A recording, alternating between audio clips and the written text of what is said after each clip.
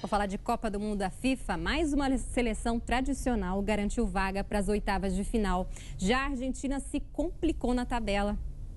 A França venceu o Peru por 1-0 e garantiu classificação para as oitavas de final da Copa da Rússia. O Peru está eliminado. Ainda pelo grupo C, Dinamarca e Austrália empataram em 1-1. As duas seleções ainda têm chances de classificação. Pelo grupo D, a Croácia goleou a Argentina por 3-0. O resultado classifica a Croácia e deixa os hermanos em situação complicada. Amanhã, as outras duas seleções do grupo D entram em campo ao meio-dia, Nigéria e Islândia. E também tem grupo E na Copa da Rússia. Brasil e Costa Rica jogam às 9 horas da manhã em São Petersburgo. A seleção brasileira precisa vencer para ficar na zona de classificação. E às 3 da tarde tem Sérvia e Suíça. Por enquanto, os sérvios estão na liderança do grupo E com 3 pontos. O Brasil chegou a São Petersburgo com muita festa da torcida e uma boa notícia: Neymar está liberado para o jogo de amanhã contra a Costa Rica. Uma torcida apaixonada faz um time se sentir em casa em qualquer lugar do mundo. Por isso, quando a delegação desembarcou em São Petersburgo, era impossível não se sentir no Brasil. Centenas de pessoas receberam os jogadores na cidade onde a seleção faz o segundo jogo na Copa do Mundo da FIFA. E o grito de guerra está na ponta da língua. Uma música que relembra os heróis das conquistas mundiais.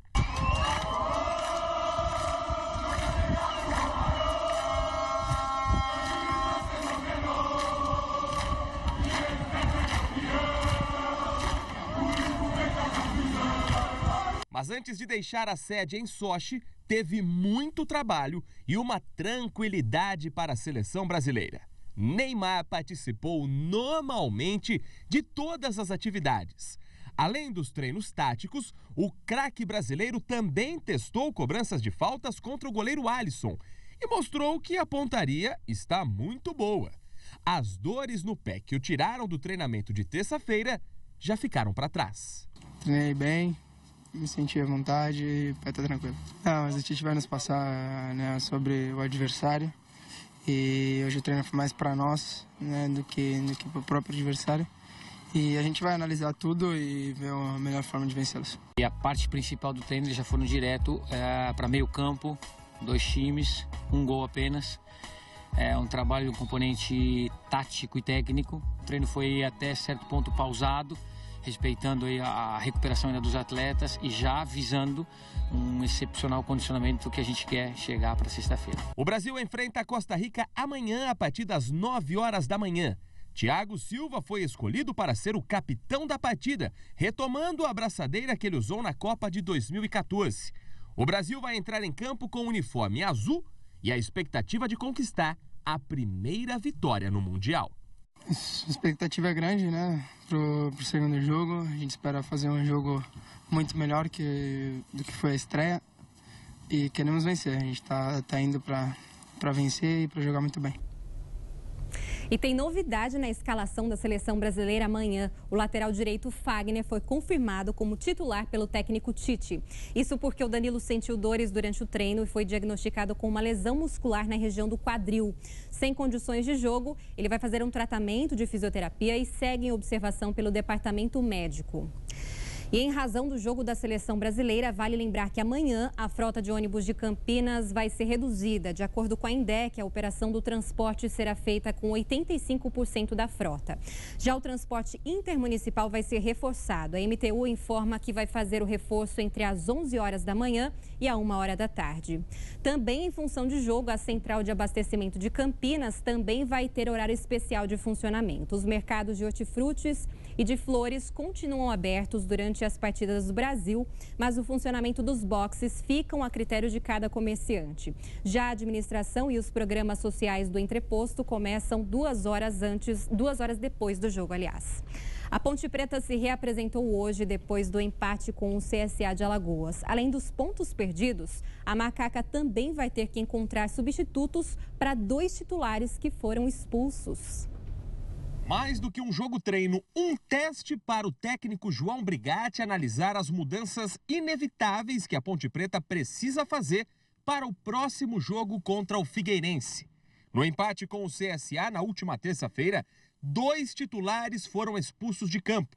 O volante Paulinho, que xingou o árbitro depois de levar um cartão amarelo, e o lateral esquerdo Ourinho, que deu uma entrada forte e um pisão em Ferrugem logo após o gol do time alagoano. É uma equipe guerreira, um campeonato difícil, um campeonato de força. O que a gente não pode, na verdade, é a expulsão do Paulinho. O Paulinho foi por ter falado com o árbitro. Não sei, sinceramente, ele estava na minha frente ali, mas eu nem prestei atenção no que ele falou. Então, sim, o do Ourinho, ele perdeu a cabeça, mas já estava no final da partida lá.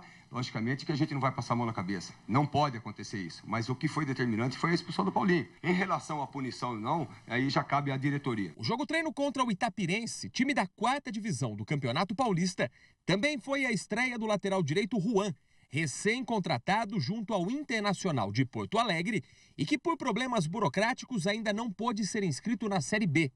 Mas com o elenco curto da Ponte, Juan foi testado na lateral esquerda. Uma alternativa para as dificuldades do clube em encontrar bons nomes no mercado. Então você vê que o elenco é um pouco reduzido em relação a isso, mas a diretoria está trabalhando. Eu chegar aqui e falar para vocês que vai contratar esse, vai contratar, não é. A Ponte passa por uma dificuldade financeira muito grande. A gente tem conversado com o presidente da Ponte e eles estão fazendo todos os esforços. Antes da gente criticar, a gente tem que saber a situação que o clube está vivendo. Não é simplesmente você... não tem jogadores no mercado. Obrigado, como que não tem? Está dificuldade muito grande. E os jogadores que estão disponíveis custam um absurdo. Não é aqui defender a diretoria, não é aqui defender o clube, é ser realista com a situação de momento. Isso aqui, a Ponte Preta, logicamente, deveria ter planejado melhor no começo do ano. Não conseguimos esse planejamento. E hoje a gente está pagando um pouco. Então temos que ser realistas sempre. E o Guarani também se reapresentou depois do empate com o Avaí. O técnico Humberto Louser fez uma atividade regenerativa com os titulares e um treino mais forte com os reservas. O Guarani tem um tempo longo de preparação agora, já que abriu a 12ª rodada e só volta a campo na sexta-feira da semana que vem, quando recebe o Boa Esporte no Brinco de Ouro.